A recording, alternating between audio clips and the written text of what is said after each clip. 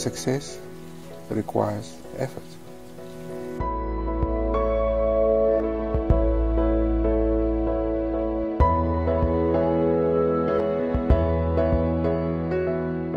It took away from me the luxury of the illusion of a perfect relationships.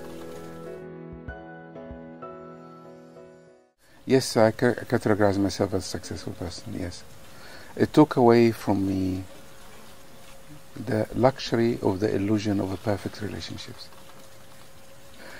Do you understand this? Can you please go a little deeper into that? Okay. It took away from me the luxury of believing there is a normal, perfect relationships out there in the world. And it took away from me the luxury of believing there is a perfect life, like working 9 to 5, have a family, have children, everything is perfect like you see in the films. It took that illusion away from me. And my life is flowing, so I don't conform to a certain way of living. So it took away from me being normal, let's say, if that makes any sense. According to people's perceptions of yes, normal. according to what expected of us to be like. So the things that you see, how perfect families, perfect people, perfect life is, actually I don't have. And I think it's an illusion. So it took that away from me. But some people say in order to be successful you must have a couple of pillars in your life. You must have family, you must have a good job, you must have good relationship with your friends, travel often, all these things. And you said it took away from you. And at the same time you are successful. Yeah, it took the illusion. These things are important and necessary. What helped me to succeed? Yes. Okay. First of all, we need to understand what is success. It's one word. It's results. That's all. If you achieve results, you succeed. It's very simple.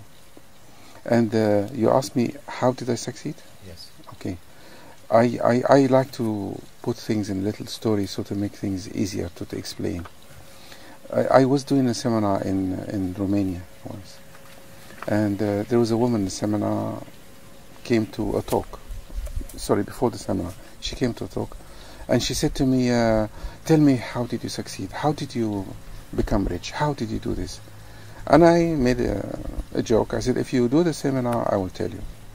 So she traveled a long way. She came to the seminar and she sat through the seminar. And she's waiting, of course. And I didn't say anything.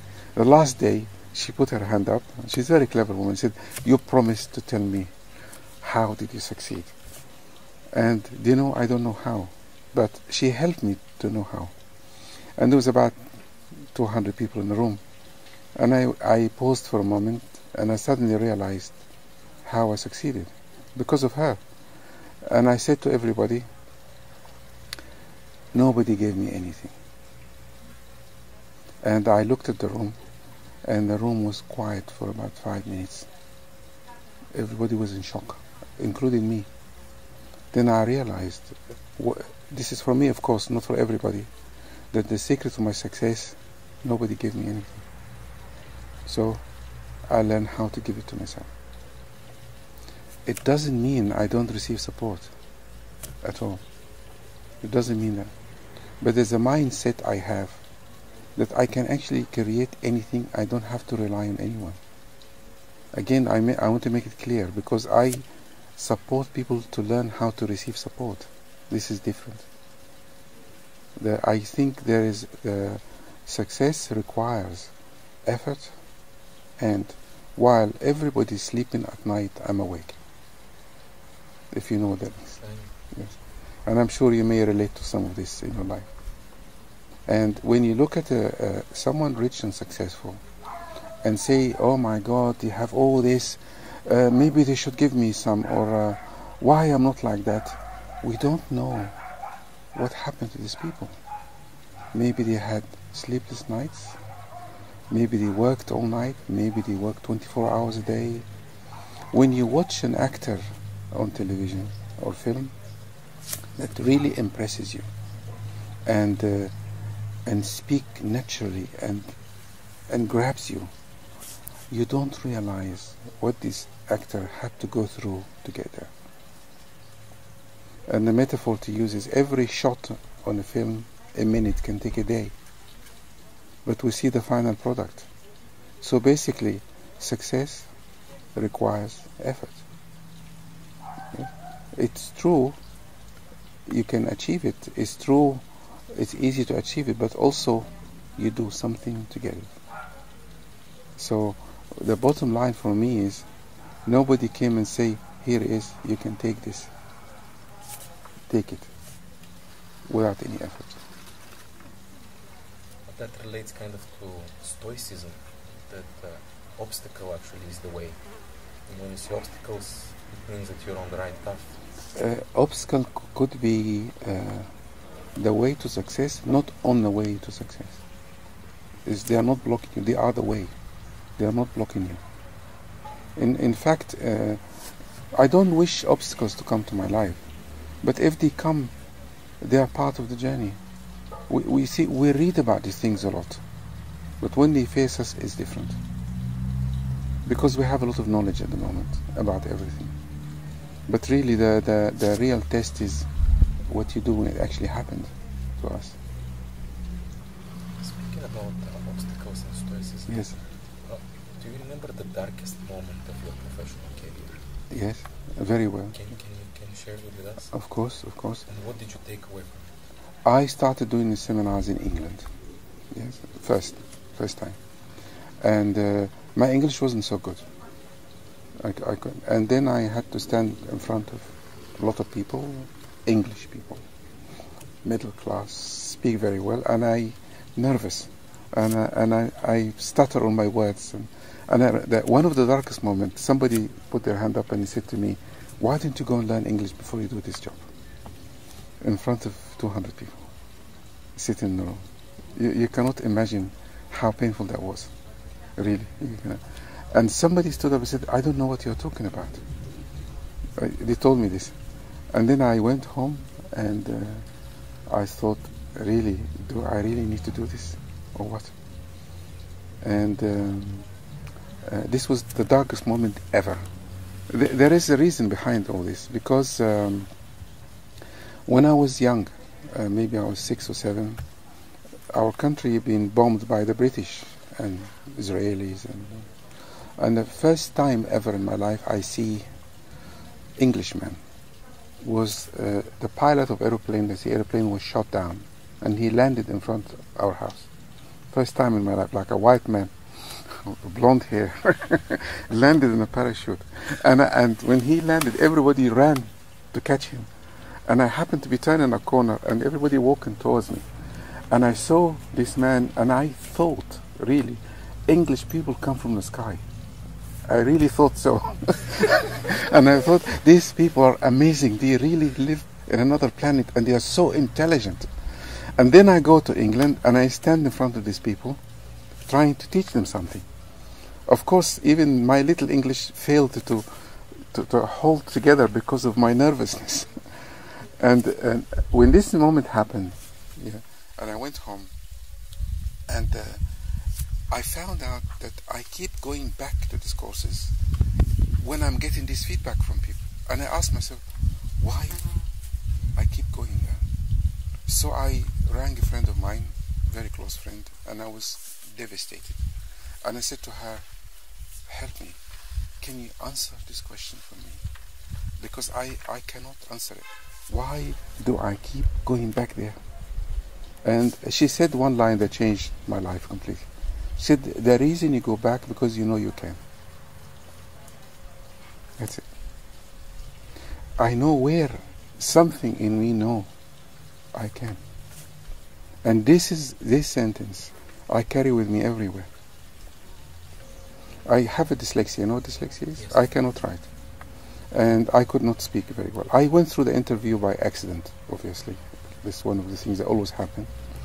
And the first report I've written was, I spelled the name of the college wrong. The name, already. And they pulled me up and they told me, we made a mistake. You should leave. And they, in fact, changed the law because of me. After that, they put in a lecture, you have to have an English certificate because you enter the university. And I said, I really want to do this. I'm not going because I want to do it. They said, you really can't even speak. And this is a psychology, and it's one of the top universities in England. And there was a meeting with the staff, and there was a woman sitting there, a professor in language, and she looked at me and said, I am so moved by you. I will help you. I will help you. I will teach you for free. And she volunteered her time. Now I'm going to cut the story short. This was many years ago. I am one of in 15 years, one of 2 people who reached the highest level ever in this university, and they invited me to teach in the end.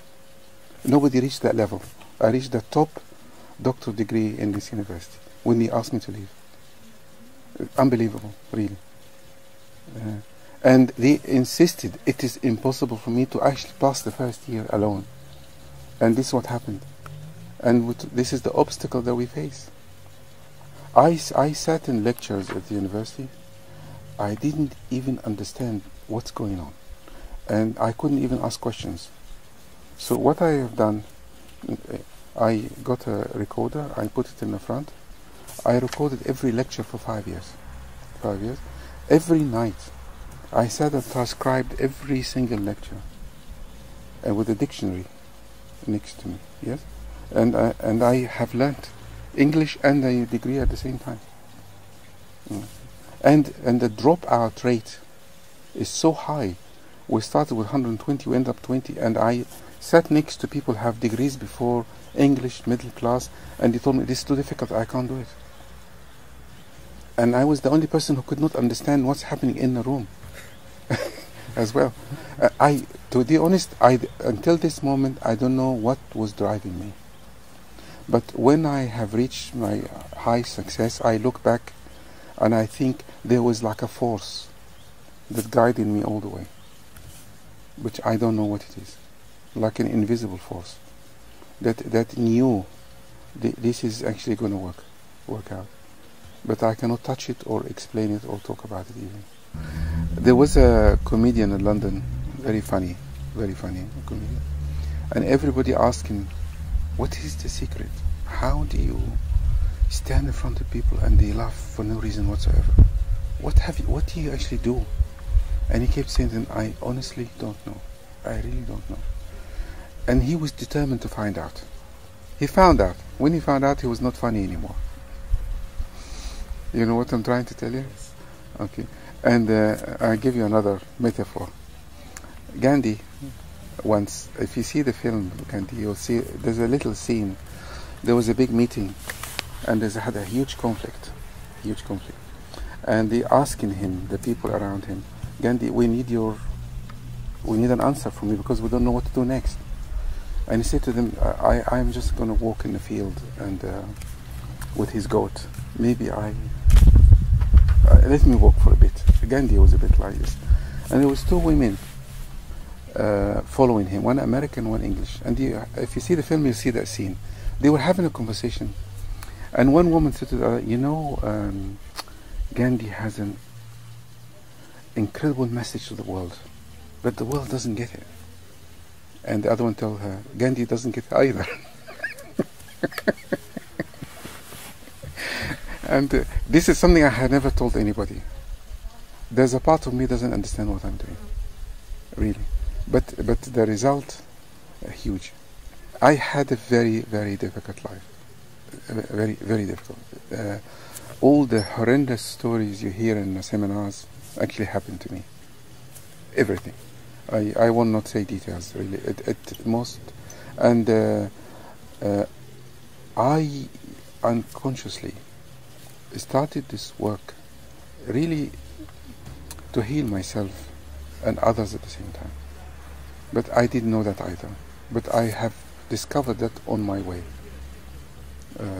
as I started to work with people. There's a funny thing used to happen to me when I was young, and I started making connections. Cairo is a bit like Bulgaria, very similar actually. We have a lot of cats in the street. You know. I used to collect kittens in the street and put them in my bedroom and trying to give them food and things like this. And now I understand why.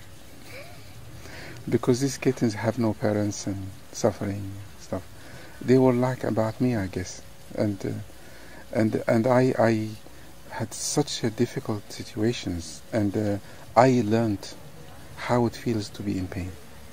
Really, how it feels. And I somehow decided that I would like to live in a world that people are not suffering as much, and receive as much help and support as they can. And I found out that in my journey I was getting better, and I'm making people better with me. And this is probably, maybe, one of the secrets of my success, because I can never be arrogant about my work. I can never be, because the people who have terrible lives and they cannot do anything about it, I have felt the same, and I've been through the same thing. And I had family circumstances that showed me that there are things in life that happen to us that very painful, very difficult, even though we may have caused it and invited, but we must have compassion for ourselves and our lives, and we need people to treat us the same way until we heal again. And that's kind of the other side of the... There is a saying that be good to people, you deserve it. Yes, it's true. Yes, that's good. Yes. Mm. Obviously, everywhere you go, you need to form a team. Yes. How do you choose the people in your team? What do you look for? Okay, there is two things important. Two things. I don't mean this word in a spiritual term. Devotion. There are people come to this work for many reasons. Some come for their personal gain, and some come because they want to control situations, and some come because there's something in them, like their own mission, their own purpose is to, like I did.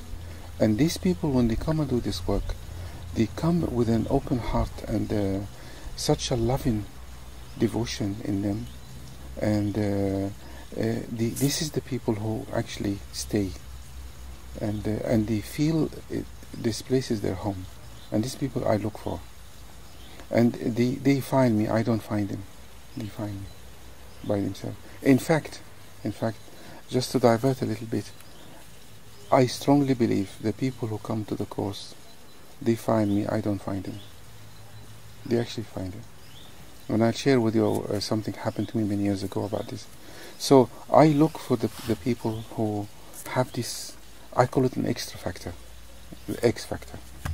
You know, like this, they have that thing that not everybody has. And these people, no matter what happened, ups and downs, and they're not interested in this is a business or not. This is the people I look for. You know, and you have not done business courses, have you? There's a sentence, something I say is very important. I may have said it in one of the other courses. This may be a question you'll ask me later. If you work for money, if your business is about money and only money, yes, it's okay. But the people who work for you, if somebody paid them more money, they will go there. Yes?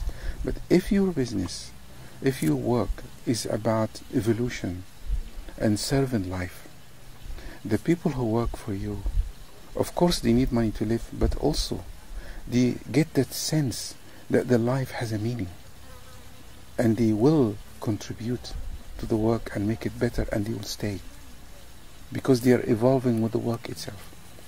And I don't want anybody to misunderstand me.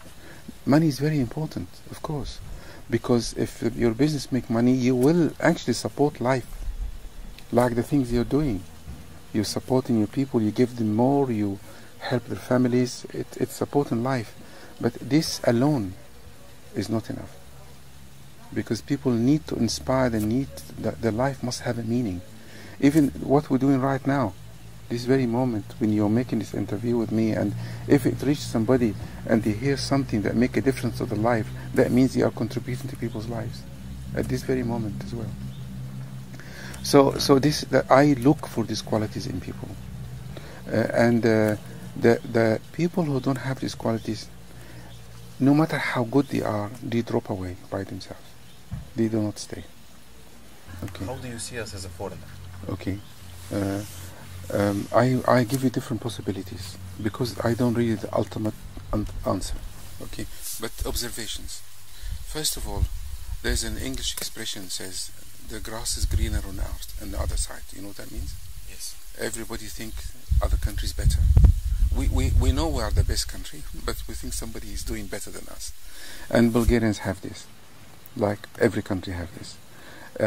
I don't know who gave the Bulgarians the idea that Bulgarians are negative.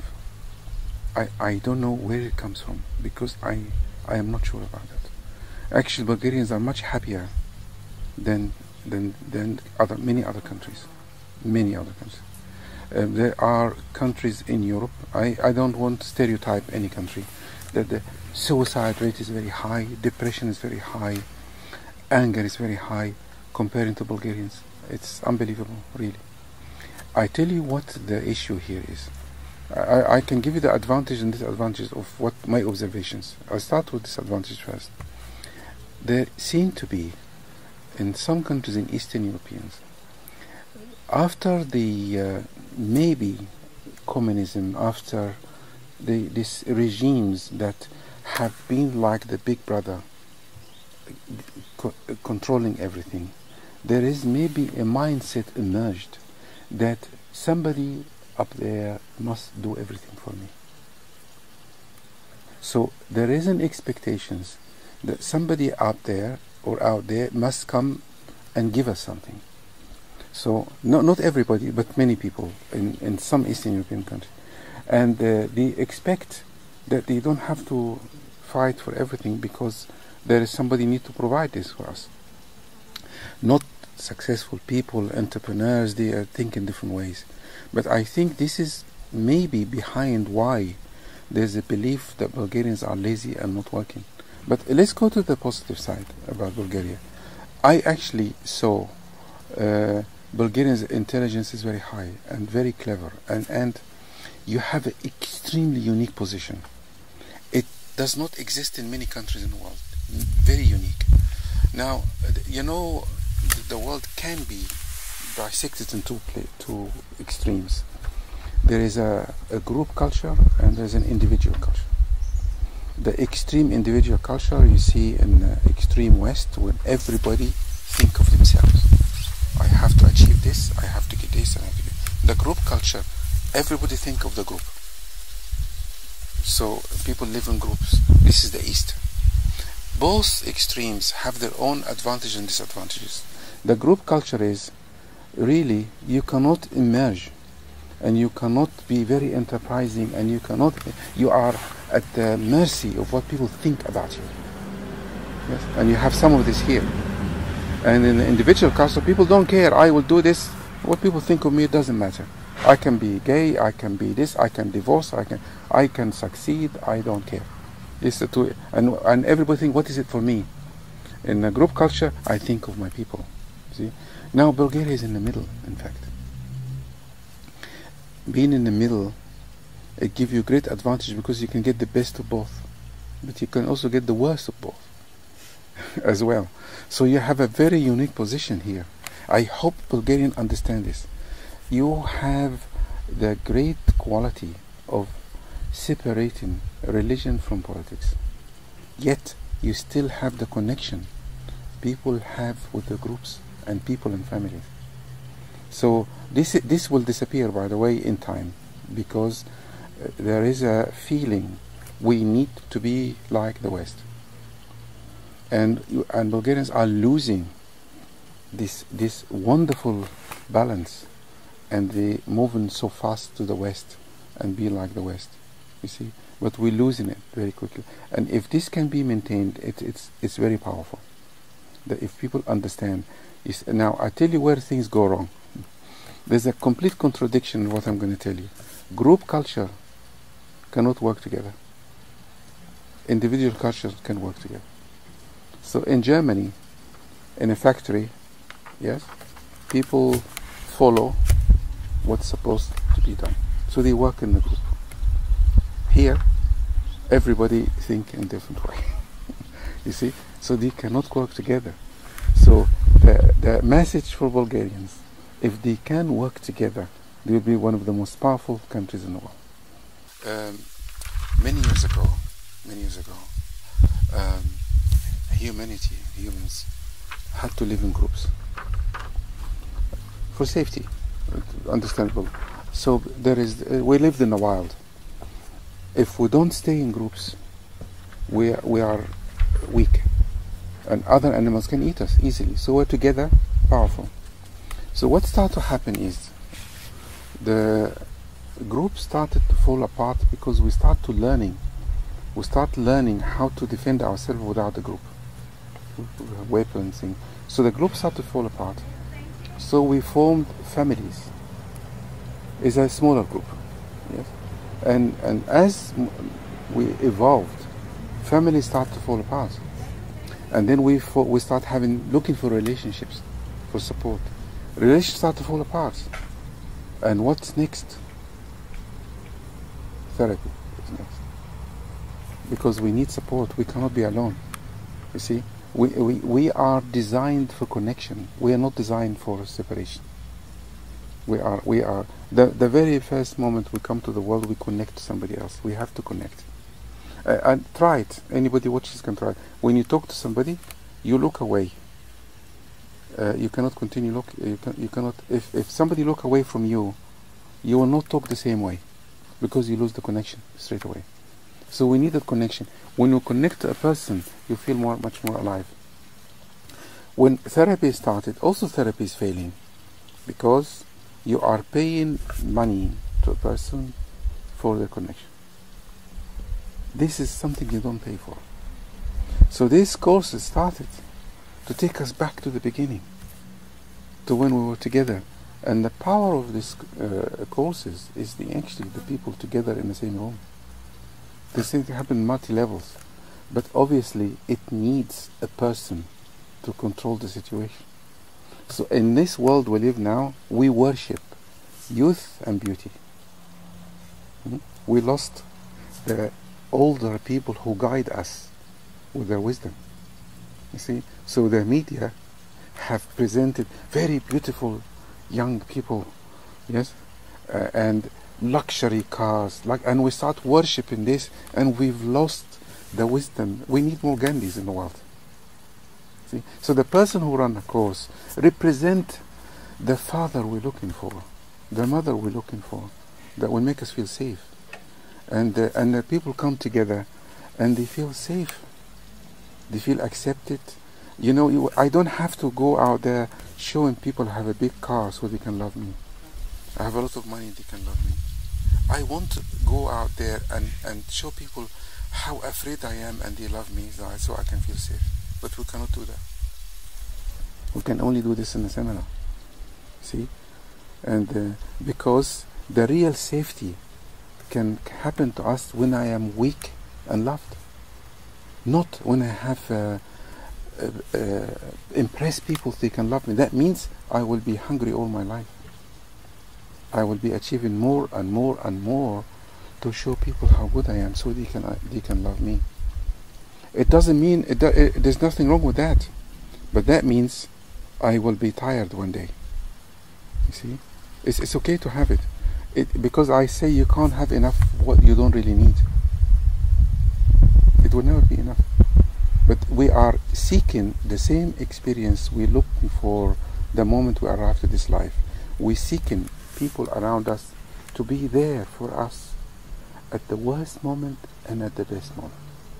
The moment you tell people you're weak and you need help, yes, they grow strong and they want to help you actually. You know, somebody stood in a seminar and said something.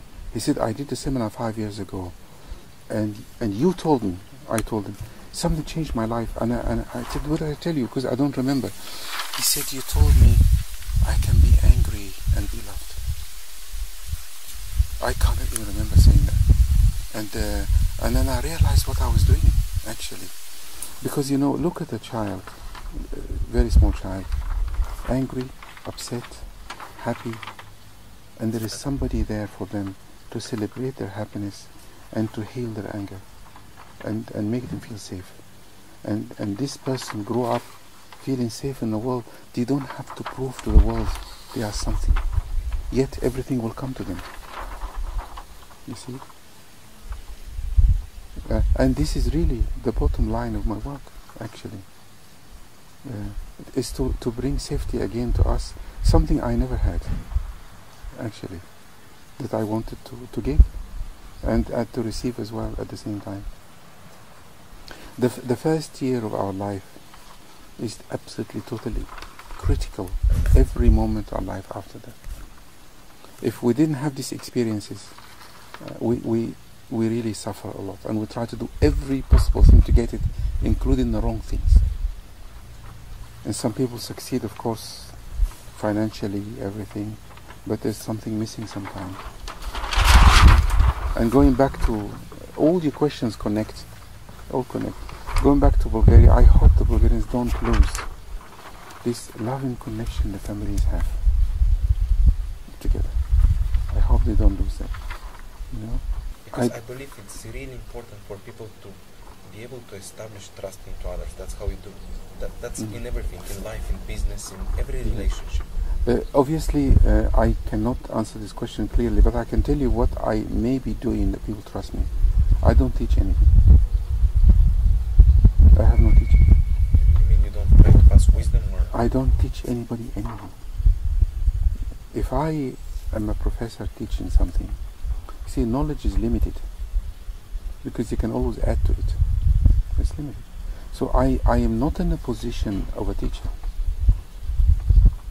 I'm not a position, when I am in a seminar, I never think these people, I'm better than them.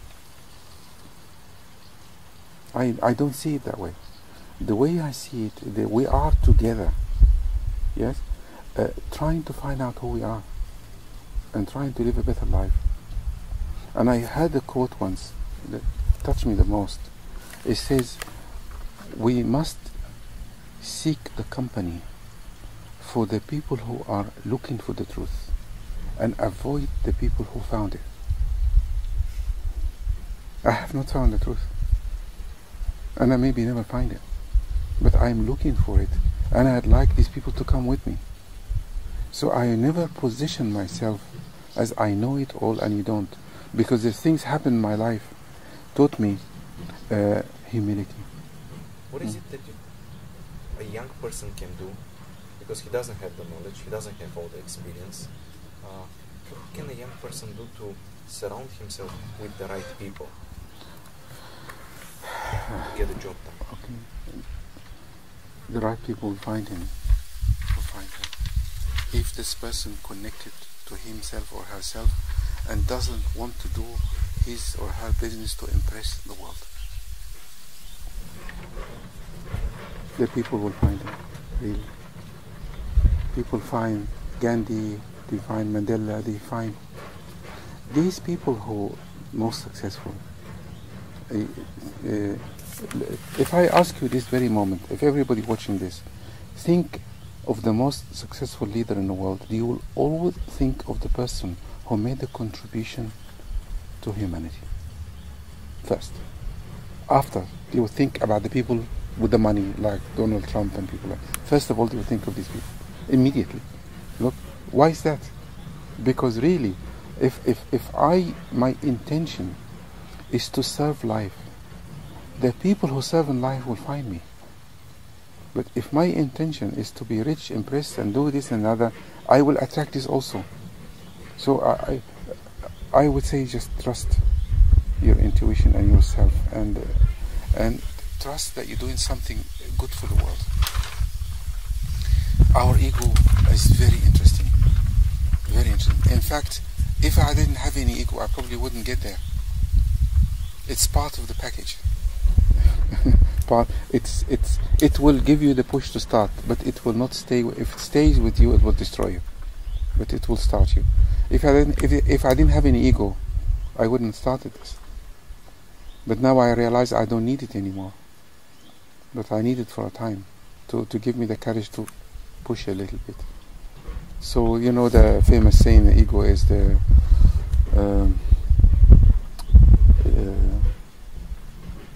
a great servant and a lousy master. You know, it's both at the same time. So I would say to these people, if you have something to offer, trust that, and the right people will come. And don't try to change the world. That's very important. Serve the world. Serve the world, but don't change the world. They're two different things. What was your inspiration as a child, and what inspires you now? Like when you were a small kid? I was absolutely fascinated about how our brain works. And I was absolutely fascinated why actually we are here and what are we doing and who are we. And the most amount of inspiration I have is that I have sensed it very young when I was young, that we are passing by in this life. Inside our bodies, we are passing by. And this journey is actually very short for us. And one day we will find out who we are. And this is my inspiration, to find out who we are and what are we doing here. Call the 20-year-old Menis. What would you tell him? I tell him one simple sentence. Somebody is guiding you. Let him. That note, how it seems easy. Yes. It's you and it's guiding you because you've achieved so much and it seems like it's working. Yes. But if you're young enough and you don't know what's really guiding you, is it your anxiety, is it your emotion? In 1970 something, I found a book, a yoga book, yoga philosophy, and opened the first page, and it has this very interesting sentence. It's quite famous now. It says, "When the student is ready, the master appears." Have you heard that before? No. When the student is ready, the master appears. And then over the years, I realized it's missing one sentence. The master is you. You missed one sentence. So maybe the people who don't have any confidence, trust, they must know when they are ready, the master will appear. Keep searching. Yes. Keep moving. Keep moving. You see, and here's a metaphor. If you standing in the street and there is a road going this way and one going this way, and you really don't know which one to go, most people will stay thinking, if you go here, one of two things will happen. It could be the right one or the wrong one. If it's the right one, you succeed. If it's the wrong one, you know you go there. Very simple. It's just very simple metaphor. So now what's the answer? Is to keep searching, as you exactly said. And then you will hit the combination. You will hit the combination. And you see, all the 7 careers I had before, or 8 careers, helping me to do what I'm doing now. Because I work with people as an artist, not a psychologist. As an actor, as a businessman, as a translator, everything. I used to be a chef once. I am cooking the material. The same thing. I'm cooking, putting all the ingredients together. The same thing. It's like all languages are the same. If you speak 4 or 5 languages, you can speak 10. Because they all connect. Everything connects together. When I'm on the stage, I am cooking, I am acting, I am translating, I am a psychologist, I am an artist. They're all at the same time, I think. So nothing in life go wrong. If you do the wrong thing, here is the most important thing, it's part of the new one. Like I was telling you earlier, the wheel is part of the BMW. The wheel the Egyptians invented 3,000 years ago. It's part of the creation of the BMW today, or the Mercedes today. If something gone wrong, it's part of the new one. See? Nothing is wrong in life. Nothing. You hear about the most successful people in the world. Things terribly went wrong, but this was part of this success. Yeah, the person who invented the light bulb, you know the famous sentence. Somebody, 1,000 trials. Somebody told him, "You failed many times." He said, "No, they are not failures. They are steps to success." You know, it's very easy to talk about these things, but so many people give up too soon. Just act. They give up. Persistence is the art of success. The question that's really difficult to answer: when to persist and when to stop. That's the hardest question, really, because there are things we must stop, really.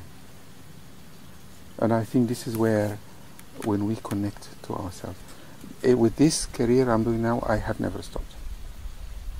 Other things I have, but this one not. And that was my feedback. When I kept going back to the seminars, when they were not working, and there was this driven, I think the word driven is harsh, I was like guided, something. Then when this person told me that this, I know you can, because you know you can, everything clicked. Yes, of course. It could be even cleaning the street, it doesn't matter what kind of job. It doesn't matter, really.